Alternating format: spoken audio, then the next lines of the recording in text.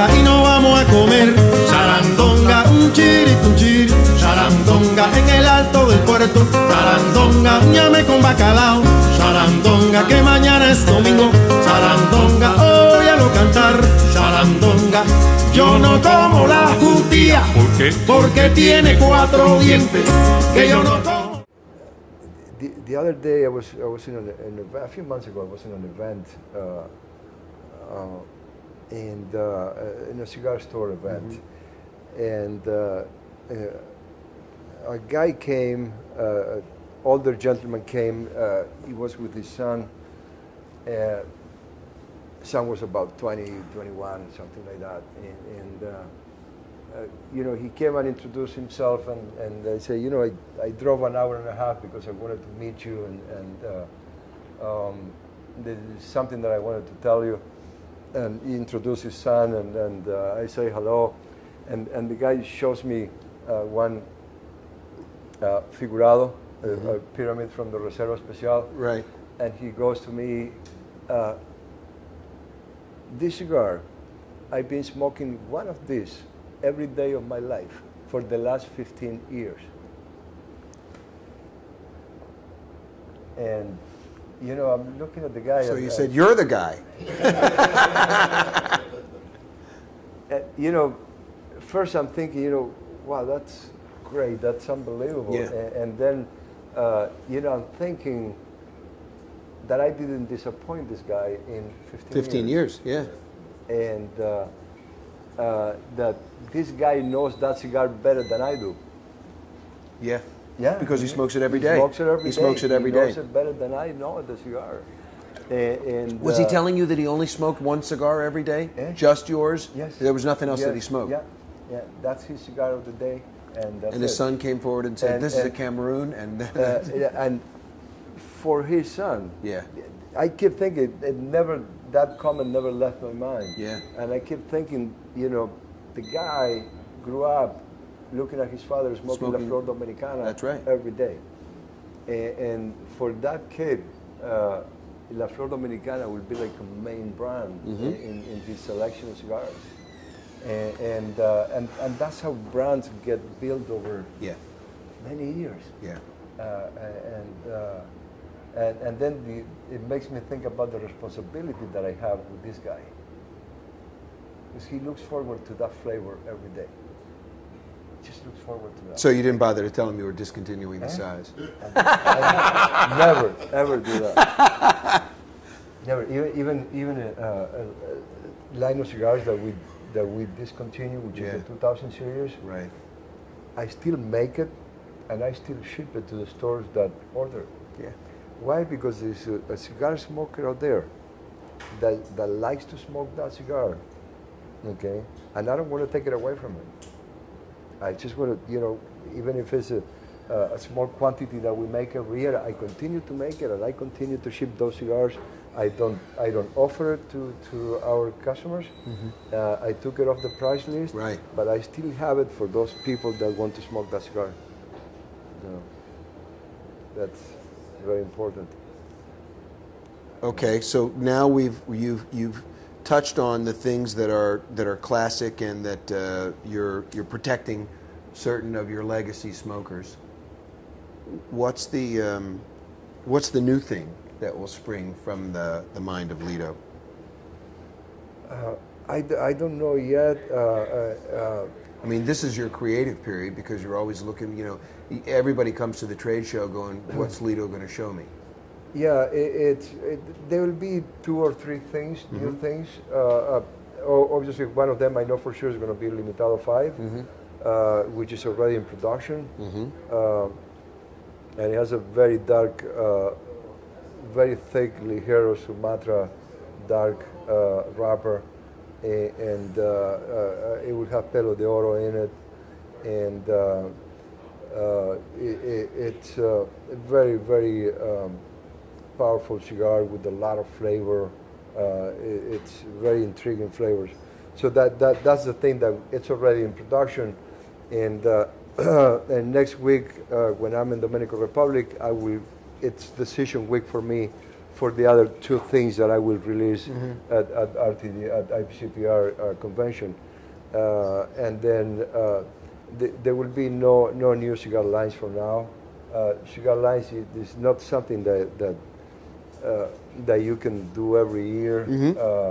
At least my thinking, it's something that I like to do every 3, 4, 5 years to bring a new cigar line into the marketplace.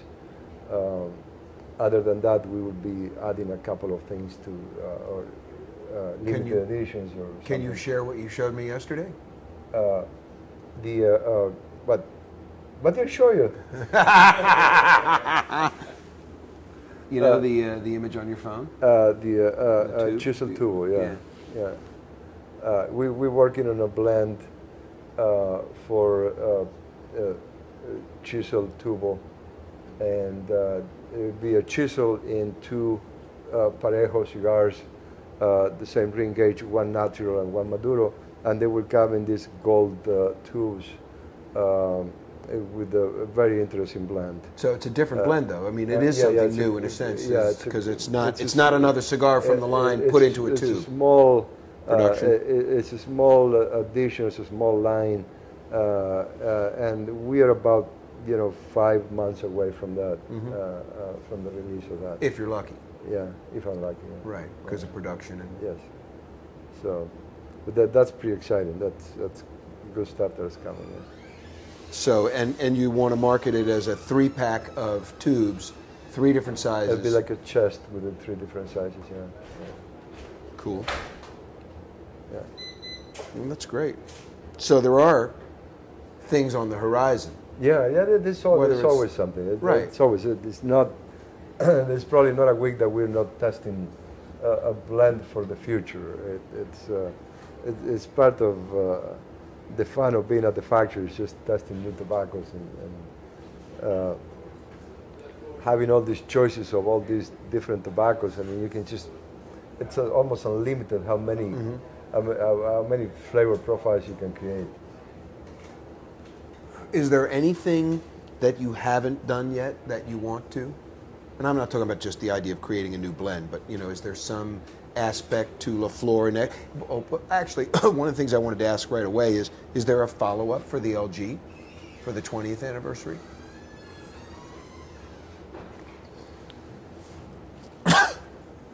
That's been boggling my mind. What am I going to do for the 20th anniversary? Which is coming pretty quick. Really fast. It's coming really fast, and definitely it's not going to be something that's going to call anniversary or anything like that. But yeah, I know that I have to do something that'll be very special. I'm actually putting tobaccos away already since last year for that. That's what I wanted to know. So what those tobaccos are going to taste like in a couple of years, I don't know.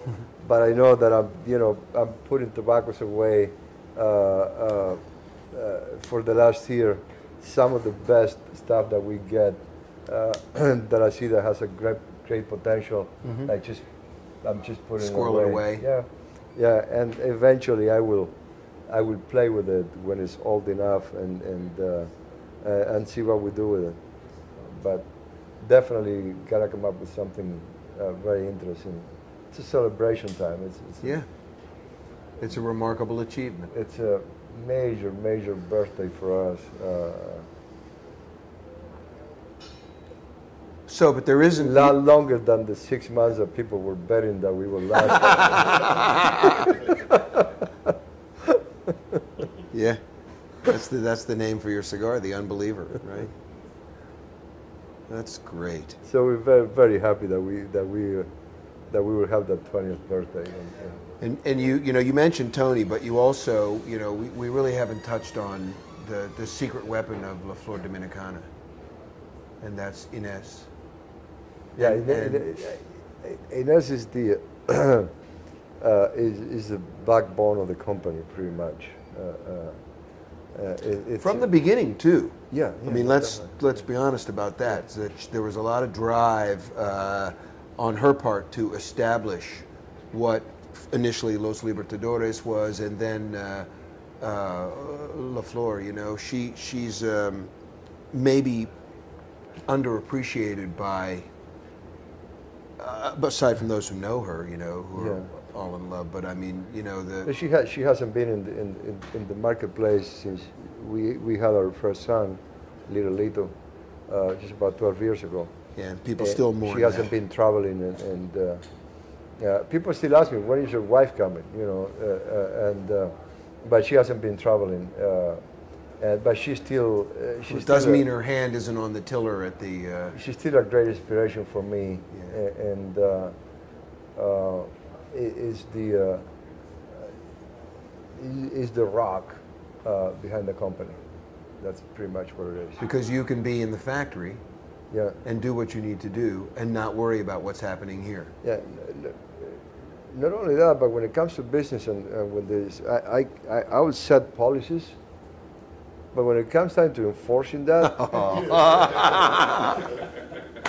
shit, that woman's tough, man. Yeah. She don't step aside for 1 second.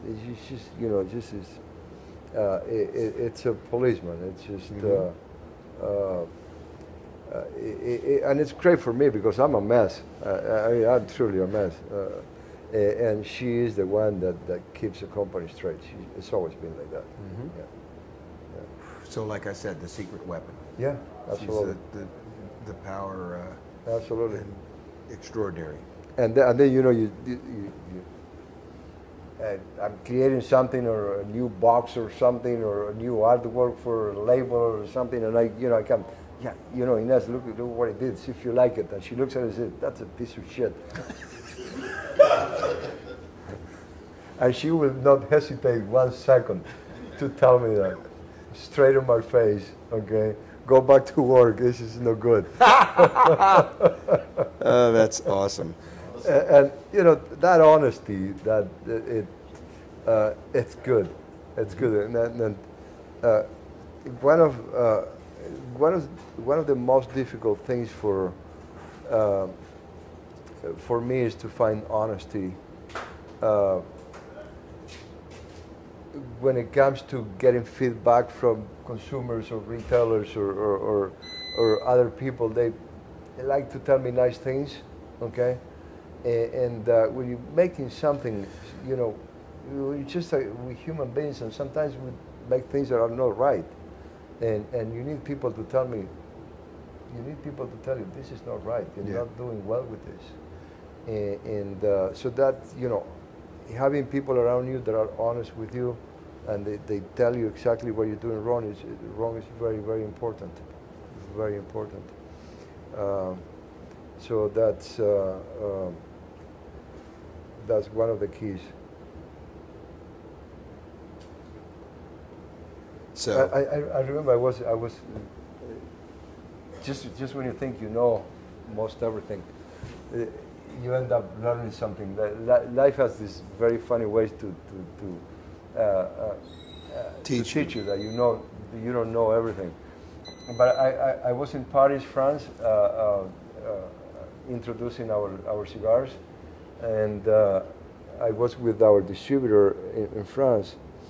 So I'm going to do this presentation for a cigar club in a cigar room in Paris. The worst cigar snobs in the world. So I get to the place, it was about 30 guys. Believe it or not, other than 2 of the guys, everybody spoke English, okay? And I had 4 different cigars, okay, to give to the guys. I didn't give four cigars, 4 different to each of them, but I gave some of them. I gave, you know, like a ligero. Another guy would give a double ligero chiso. Give an airbender to the other guy, and so you know, I did my presentation. They were all sitting like you guys are sitting. It was about 30 guys, and I did a presentation on myself and how we started the company, and then after I finished, I gave a cigar to everybody, and after I finished giving them the cigars, these guys everybody was giving money to the head of the club, And I'm looking at that, and you know, I asked my distributor, "What's going on?" Yeah. And my distributor asked the head of the club what was happening, and the guy explained to me that every member of the club that was going to smoke the cigar had to pay for the cigars they were going to smoke, because they needed to do that in order to be honest with me and tell me what they really think about the cigar, and not feel obligated to tell me because I gave them the cigar for free to compliment me on the cigars. Yeah, how interesting that is. And it was a great experience for me to learn the comments from the guys. Of people who have palates attuned completely different. Yeah. And they talk about blended cigars like it was something very rare. It's a blended cigar. They never, they right, it's don't not a puro like a... they're not used to smoke blended cigars with tobaccos from Nicaragua and Dominican Republic and Ecuador. They're not used to that. So for them, they call it blended cigars. Very interesting stuff. And the members of this club are basically consumers. They're not. They were not industry professionals. It wasn't like you were presenting to guys that own shops or anything like that. Real cigar smokers, guys that are really, really, really fans of. Did anybody ask you about the price? No. I mean, I don't know what the importer would have done, but the price of a La Flor would have, embarrassed these guys compared to what they were paying for their usual smoke. Mm-hmm. A big gap, a big difference in selling price. Yeah, and it's international markets are people, smokers in different countries are opening up very quick to non-Havana cigars. Non-Havana cigars, yeah. People, cigars from different countries. It's very interesting what's happening. What's your biggest growth market so far that you found outside the U.S.? Germany and Holland. Holland is going through like a cigar boom. Even smokers of the dry Dutch little cigars, little cigars, they're going into premium cigars. Yeah, they're having a blast there. They're really experimenting with premium cigars. Really interesting. Really great cigar country right now. And but then our international market is growing really rapidly, which is great. Yeah, I like it a lot. But it's a big challenge because it's you're adding another sort of untold element in terms of the growth pattern. It's not as easy to forecast what's going to happen. It's very easy to travel to those countries to represent the brand. Yeah. And as it was, I don't get to as many places as I would like to within the U.S. Mm-hmm. And now I have to make a couple of trips a year to Europe, at least to Europe or other countries, and it's very interesting to learn all these different cultures and how they appreciate cigars. Mm-hmm. It's really cool. Very cool. Well, good luck with that. Gee, it's really tough. Oh, I gotta take another trip to Paris. Oh. How about Asia? Asia, we not. We sell in Taiwan. Mm-hmm. Is Taiwan in Asia? Yeah. But is that because of pull? Is that because of a presence there that wants the cigars? Like we always. Hong Kong, Taiwan. There's a couple of countries that we sell in Asia. Yeah. And China, I can't figure it out yet. It's complicated to register your brand with a monopoly in China. Yeah. And it's like, excuse my French, but there's a lot of corruption there, and you have to pay off a lot of people in order to give a lot of cash to a lot of people in order to get your name registered. I don't know, we don't do business like that here. This is not the type of business that we are used to in America. And so I'm kind of staying away from even exploring that. This is what I have heard from other companies. But you won't be able to resist it long because the demand is growing. Yeah, a lot of you know, this thing that some companies ship cigars to Macau. Yeah. And then distributors from mainland China bring the cigars, smuggle the cigars into the country. Yeah.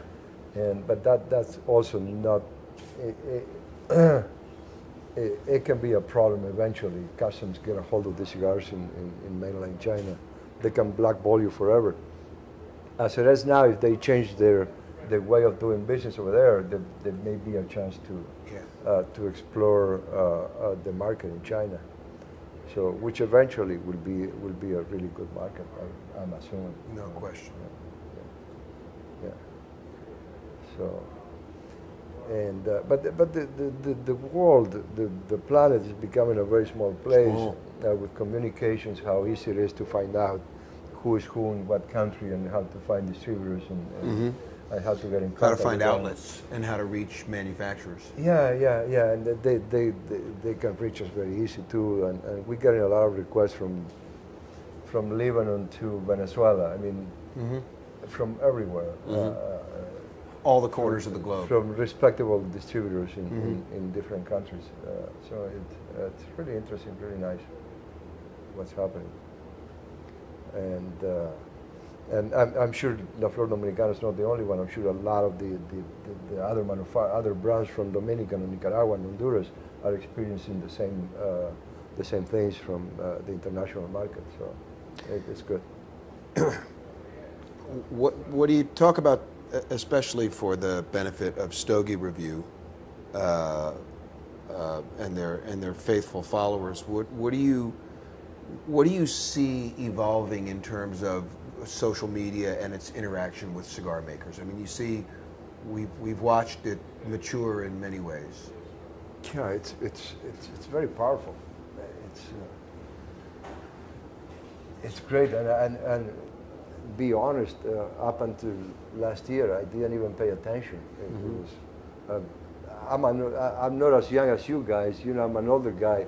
But it took me a while to realize how important this is, and I thought it was something for the future.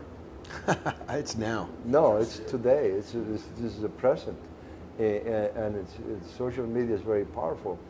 And it wasn't until last year that I gave orders to our national salesman, and Tony, listen, get me all the guys from every forum, from every social media. Out there, and make sure we get their names, and make sure we send them press releases, and we keep them informed of everything that we're doing. So it was just recently that we started communicating with people out there, and I even tweet every now and then, just the beauty of technology today. I'm driving my horse at the farm, and I pull out my phone and I take a picture of the tobacco, and I can tweet from my horse, okay? In the middle of nowhere in Dominican Republic, okay? How cool is that, man? Gosh, it's so beautiful. It's how you guys are communicating today, and the evolution of the social media, these places here. Yeah. The communities that form in lounges. It's making our society so much stronger than it used to be. The society of cigar smokers, because people come to a place like this to smoke a cigar, right? But then you come and then you meet 2, 3, 4 guys, and you keep coming, and then you keep speaking to these guys, and then you become friends. So now you want to come to this place, not only because of the cigar, but because you want to see the boys, and you want to shoot the shit with them, and you want So now it's social. This is a social experience. Yeah. And then you go further than that, Now you have the insurance guy and the lawyer and the carpenter and now you have network. Now you're doing business with each other. Mm-hmm. So see how this is evolving into something very special, something a lot stronger than what it used to be. Right. And it's all because of places like this. Yeah, the shops foster and watch strengthen, but things like this where people get together and exchange really makes a difference too. And I was a couple of years ago. I'm sitting in a cigar shop, and I spoke to the owner, and I sit down and I was smoking a cigar, relaxing, and looking at my emails, and there's two guys in front of me. They're chatting, they're talking to each other, clearly from two different walks of life. So they talk about music, they talk about sports, they talk about politics, and they're really enjoying the conversation. They're very interesting conversation. After a while, the guy that's better dressed, The bank president says to the auto looks mechanic, to the other guy, listen, I'm really enjoying this conversation with you. My name is so and so. It's a pleasure to meet you. And the other guy says, yeah, I know who you are. I'm the guy that does your lawn.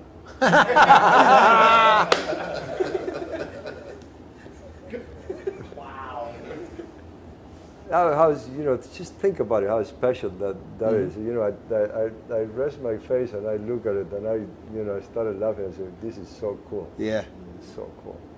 And that's all because of cigars. Yep. And probably they could have never engaged in conversation. otherwise.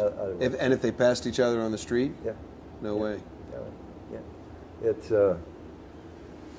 that's what we're defending right now in Congress. yeah. Because there's some people that want to take that away from us. That's right. I agree. So. Anybody have questions? Sam?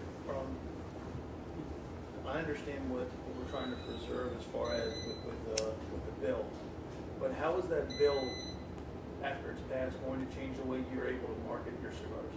How is that bill going to? Is that going to open up a lot of avenues for marketing, or is it not even something about? No, we're not trying to open new avenues. We're trying to keep what we have. Okay. And it could happen that you could walk into this store and the cigars will be locked. You will not be able to see any cigars. You will look at a list of cigars by the name, no pictures of them or labels. Okay. No logos, just no a brands. List, just a list of names, and you will pick from that book, and the people at the store will bring you those cigars. It can go to that. Okay, and it can be pretty ugly. Eric? You mentioned earlier about your humble beginnings and how you had the cave and certain steps you have now. I think I mentioned the cave. I didn't say Kate, he did. I guess the question that I have now, being such a leader in the marketplace as you see yourself now, what would you have done differently to your early brands to bring the prominence that you have now to your brand? Nothing, man. Nothing. I don't know. Look, I have no money. I have no education. I only went to 7th grade. Okay, I'm not even supposed to be here talking to you. Okay, so this is a miracle. Right? It was not supposed to be like this. How they happened, I don't know. All I know is that it's always been honest on my part. I gave it my best shot. I used a lot of common sense because, when you have lack of education, the only thing you have is pretty much common sense.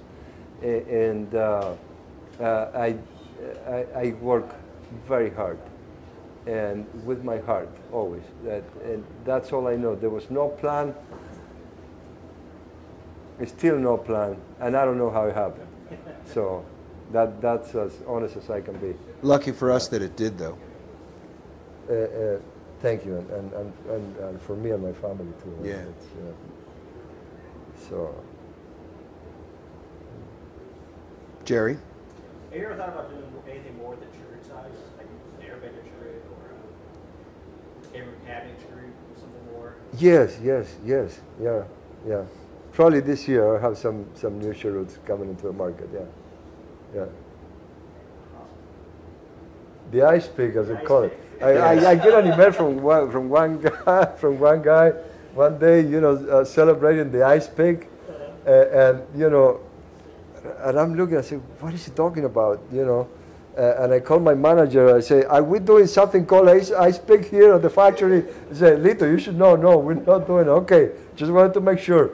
So I answered the guy. I said, are you sure you're emailing me, because I don't know what the ice pick is. And then he described that it was a cheroot. Yeah. So I really had no idea, and that name was out there for one of our cigars. It's pretty interesting.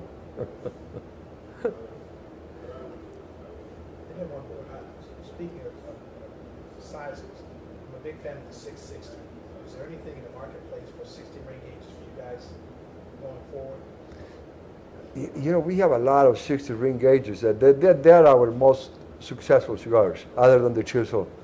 They're 60 ring gauges.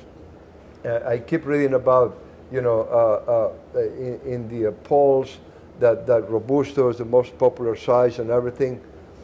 For us, it's just big, thick ring gauges. I don't know what it is, but that's our experience. It's all about the big ring gauges for us. And we have quite a few of them. So whatever I do in the future, there'll be a 60 ring gauge there. That's to answer your question, yes. Yeah. Nothing bigger? Eh? Nothing bigger? I'm not sure, man. I don't know. Don't do that. Do not encourage him. Do not encourage him and his brethren. It's just scary. 64 ring gauge is 1 inch. Yeah. Cigars are divided, ring gauges, in 64ths of an inch. You get to 64 of an inch, 64 ring gauge is 1 inch diameter. It's pretty scary. Thank you. I'm not saying no, though. I mean, Sam? never say never. Can you maybe go a little bit more in depth as to how your experiences as a consumer have channeled your actions as a manufacturer? What are the things that you look for early on in your cigar smoking, and then right before you decided you're going to start making cigars? What is it that channeled all that? I don't understand. You said you started when you started at 18, and then there was a time, then obviously there was a time between when you started making cigars up for yourself. Yeah. I'm saying, how does your experience as a consumer of cigars influence your ability to manufacture and influence your ability to understand what we as consumers want? I don't know, it was like, you're smoking a cigar, and you want to know about the people that made the cigar. You want to know about the factory, and then you smoking you're experiencing the cigar, and you kind of identify with the guy that's behind that brand, or the family that is behind that brand, it's kind of, it was always very interesting for me. I mean, I knew things. I had cigar heroes when I started. When I made an attempt to make cigars, and there was few guys that were my heroes as cigar makers, and it was always very interesting to me that without nobody telling you, but by default you investigate, you want to know who makes that cigar for you, and you kind of get closer to the guys that are behind the cigar, or the family, who is behind making the cigar. So that brings up an interesting thought. Who would you label your cigar mentors? Oh my God, Ernesto Carrillo, Carlito Fuente, first and foremost. My friendship with him became very big at a very early time. probably less than a year that I was in the Dominican Republic, Carlito and I became very close. His soul, his passion had always Admired. intrigued me, and I felt very identified with him. We have very, up until today, a very close relationship. And our two kids have the same chemistry. They look for each other, whether when my son Litto is in the Dominican Republic or when little Carlito is in Miami, they look for each other and they spend a lot of time together. But we have this chemistry, and we got a lot of help from him, from his father, his family in general, Wayne and Cynthia. And they've always been very helpful to me, to us, to Inez and I. Old man Padron, always criticizing me and why I do this and why trying to tell me how to do things, like if I was one more of his kids. Mm-hmm. Ernesto, like I said before, these were my heroes, my mentors, and people that I will look after always. I will look up to them. I will always look up to them. Cirillo? How do you feel about the competition that's coming from the small boutique blends down? You know, that you all kind of seem more established and kind of have a mainstay in the market. But you got a lot of these smaller boutique blends that are coming out with things like that. Their brand is all about the branding, not necessarily the blend per se, but more so about the branding. And they're kind of pushing their way into the market from a branding perspective as opposed to the art of blending. You know, there will always be people that have dreams, and they love the cigars and they love the industry and they want to go for it, and I will feel a lot more identified with the guys that are true cigar guys that are focused on the blending, that they really that you see that they have the passion for it, than the marketing guys. I will always feel, you know, I because of what happened in my life, I always feel good about all these new guys that are starting companies and they want to make it in the cigar business. It's always a great thing, and there will always be new guys coming into the industry, always, and it's never going to change. And we hope. Yeah, obviously we hope, because there's always, you know, you always need new blood, new ideas, new blood into our industry, but I will always respect more the guys that are blend, that they are focused on the blends and the tobacco than the ones that are more focused on the marketing. Yeah. And for the most part, those are the guys that will stay in the market many years from now. The guys that focus on the tobacco. Yeah. That's the soul of the cigar. It's just... Paul? You mentioned earlier that sometimes you'll grab a Hurtado 1 or 2 or 3. When you make a batch of cigars that are limited like that, how many do you put away for yourself so you can indulge yourself? I don't know, it could be 400 or 500 cigars. They go into a room, into a library, and they stay there. Just like the first production of every year, of every line. We just keep a couple of hundred cigars from that production every year, and it goes into the library.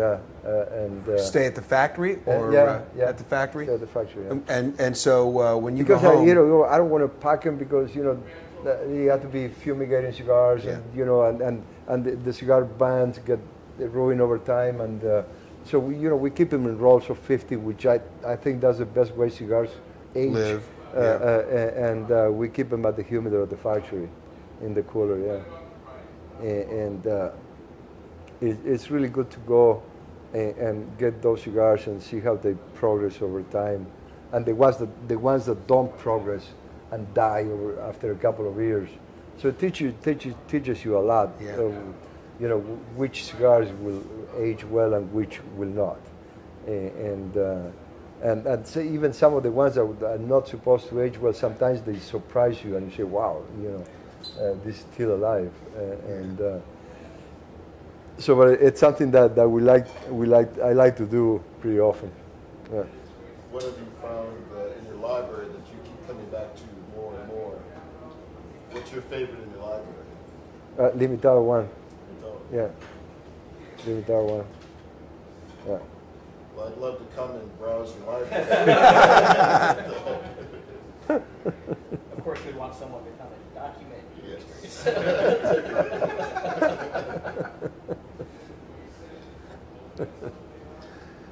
Well, I can't thank you enough for coming back and spending the time. It was really, really great. I appreciate it a lot, my friend. It's really great. And thank you, George. George, well, it's always going to be in our hearts, me and Inez, because of his contribution to us, always, from the beginning. Thank you. And then forever. He's always a billboard for La Flor Dominicana. Always, and never changed. It's always been the same. Thank you very much, man. It always made me happy. And that's not to mention how many things I learned from him, but about the history of cigars and a lot of the philosophies that are in the industry. So George has always been a key person for us. Thank you, man. Thank you, man. And then again, really, thanks for coming today. Thank you.